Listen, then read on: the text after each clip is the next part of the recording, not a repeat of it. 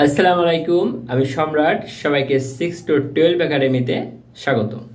Viewers, আজকে আমাদের আলোচ্য বিষয় হলো নবম ও দশম শ্রেণীর পদার্থবিজ্ঞান বইয়ের চতুর্থ অধ্যায় অর্থাৎ কাজ, ক্ষমতা ও শক্তি অধ্যায়টির শক্তি, নিত্যতা ও শক্তির রূপান্তর নিয়ে আলোচনা।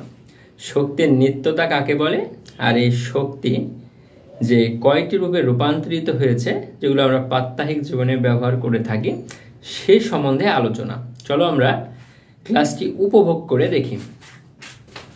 চতুর্থ অধ্যায় শক্তির নিত্যতা ও রূপান্তর। শক্তির নিত্যতা কাকে বলে? শক্তির নিত্যতা হলো পৃথিবীতে মোট যেই পরিমাণ শক্তি ছিল এখনো সেই পরিমাণ শক্তি আছে এবং ভবিষ্যতে তাই থাকবে। অর্থাৎ নতুন কোনো শক্তির জন্ম হয় না এবং পুরনো শক্তিগুলো ধ্বংস হয়ে যায় না। এটি হলো শক্তির নিত্যতা। অর্থাৎ প্রকৃতিতে যেই শক্তিগুলো আমরা প্রতিনিয়ত ব্যবহার করি, মানুষ, গরু, ছাগল, বিভিন্ন পশু প্রাণী আমরা আহার করি কিংবা বিভিন্নভাবে ব্যবহার করি, যে শক্তিগুলো মানুষ, কোনো পশু পাখি এবং গাছপালা দিয়ে সঞ্চিত হয়।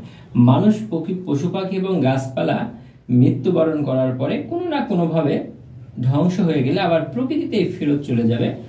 প্রকৃতি আবার এই শক্তিগুলো পেয়ে যাবে। প্রকৃতিতে আবার কোনো গাছপালা জন্মালে সেই গাছপালার মাধ্যমে শক্তিগুলো পুনরায় পৃথিবীতে ফিরে আসবে। এই হলো শক্তির নিত্যতা। তো এখানে পৃথিবীতে মোট শক্তির পরিমাণ, অর্থাৎ নতুন শক্তির জন্ম হয় না, আবার পুরনো শক্তির ধ্বংস হয় না। মোট শক্তির পরিমাণটা নির্দিষ্ট। শক্তির রূপান্তর, শক্তির বেশ কয়েকটি রূপান্তরিত হয়ে যেগুলো আমরা ব্যবহার করি, তার প্রথম যে হচ্ছে বিদ্যুৎ ও তড়িৎ। পৃথিবীতে বিদ্যুৎ বলতে কিছুই নেই, যা আছে সব ইলেকট্রন। এই ইলেকট্রনের কারণে আমরা আলোক শক্তি পেয়ে থাকি, যান্ত্রিক শক্তিগুলো পেয়ে থাকি। তো বিদ্যুৎ শক্তির একটি রূপান্তর, যেটা আমরা এই বিদ্যুৎ, তড়িৎ শক্তি, যেটা আমরা প্রাত্যহিক জীবনে ব্যবহার করে থাকি। তারপরে রাসায়নিক শক্তি। রাসায়নিক শক্তির একটি বড় উদাহরণ হলো আমাদের বাসা বাড়ির গ্যাসের সিলিন্ডার, যে গ্যাস দিয়ে আমরা রান্না করে থাকি সেটা। এই গ্যাসটি রাসায়নিকভাবে রূপান্তরিত হয়ে তাপ শক্তি হয়। এই তাপ দিয়ে আমরা রান্না করে থাকি। তারপরে তাপ শক্তি যেটা আমরা গ্যাস, বিদ্যুৎ এবং যেই কয়লা কিংবা আরো যেগুলো আছে সেগুলো ব্যবহার করে যে তাপটি পেয়ে থাকি, এটাই হলো আমাদের তাপ শক্তি। আর যান্ত্রিক শক্তির একটি বড় উদাহরণ হলো বৈদ্যুতিক ফ্যান। যান্ত্রিক শক্তির কারণে ঘোরে, যার কারণে আমরা বাতাস পেয়ে থাকি। তারপরে আলোক শক্তি। রাসায়নিক প্রক্রিয়াতেই বিদ্যুৎ শক্তিটা রূপান্তরিত হয়ে আলোক শক্তিতে পরিণত হয়, যার কারণে আমরা আলো পেয়ে থাকি।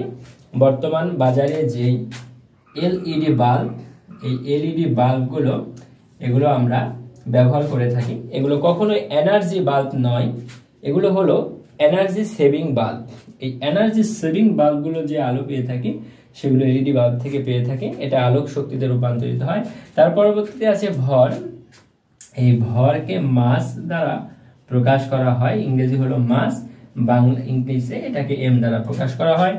এই ভর শক্তিটা যেটা কোনো বস্তু, ব্যক্তি, প্রাণী ভিতরে অবস্থিত প্রাপ্ত হওয়ার কারণে যে ওজন, অর্থাৎ যেটা প্রাপ্ত হয় সেটা হলো ভর কখনো পরিবর্তন হয় না, ভর অপরিবর্তনীয় থাকে।